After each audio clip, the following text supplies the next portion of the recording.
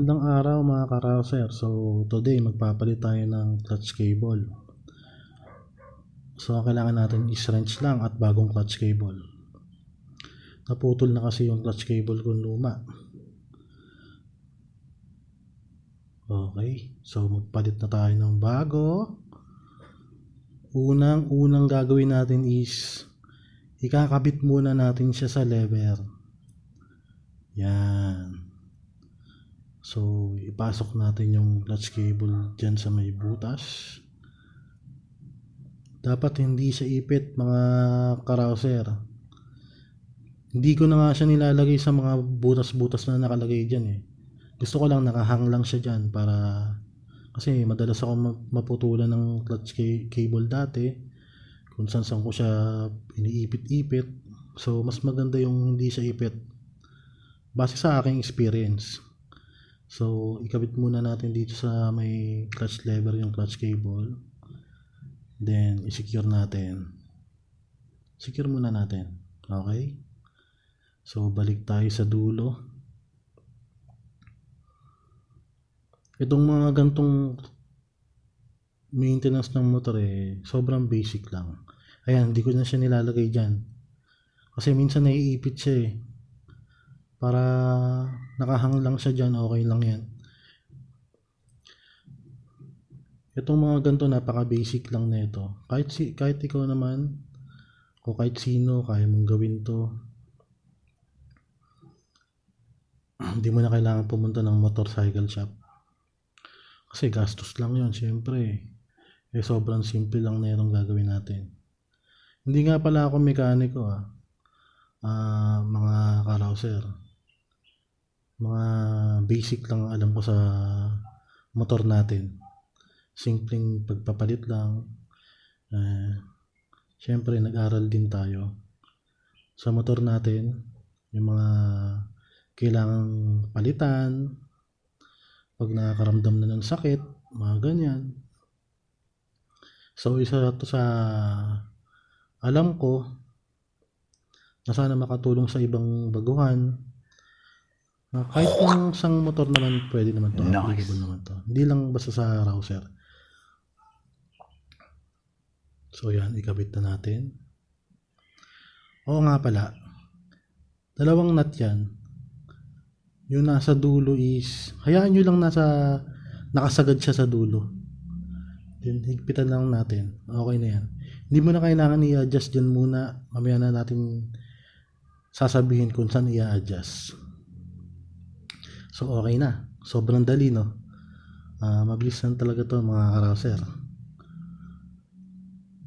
Yan. Maraming nagkakamali sa ganito.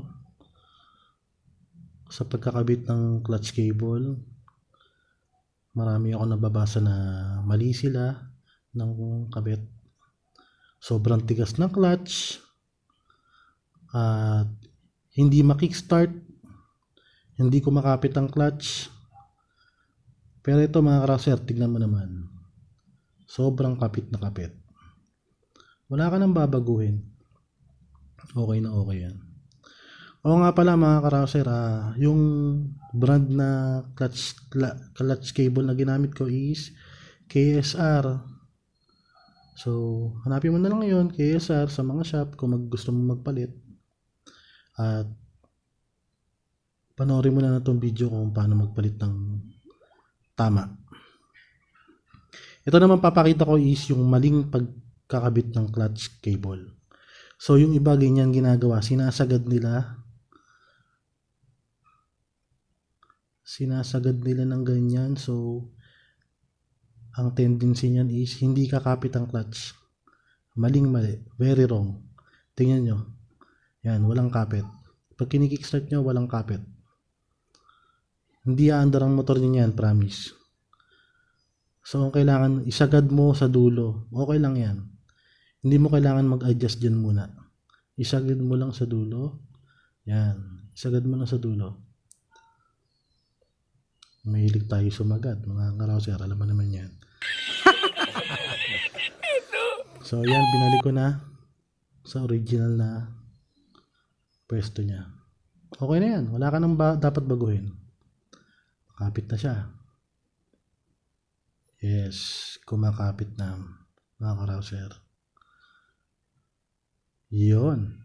Yun. Ang galing, no? So, yan.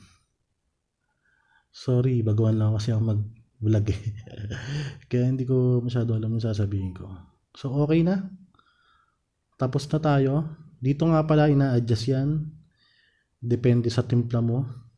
Kung anong gusto mong timpla ng clutch mo. Pwede mo siyang dyan i-adjust sa may lever.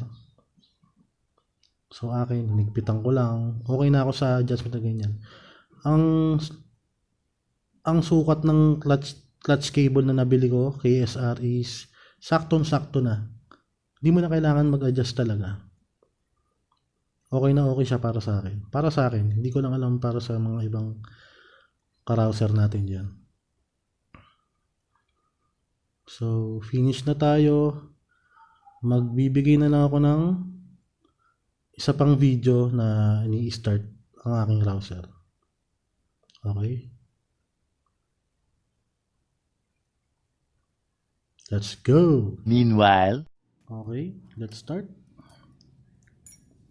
Engine on. Okay. Gamitin natin kickstart. Oh, one kick. Testing natin ang clutch lever niya kung malambot.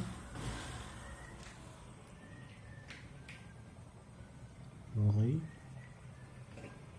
Oh, as you can see, sobrang lambot. Walang effort. Hindi gali ang kamay. Okay. Cambio. As you can see, di namamatay. Yan, okay. Sobrang lambot ng cambio niya. So, yun lang mga carouser. Maraming salamat sa panonood. Please like and subscribe to my channel. Maraming salamat.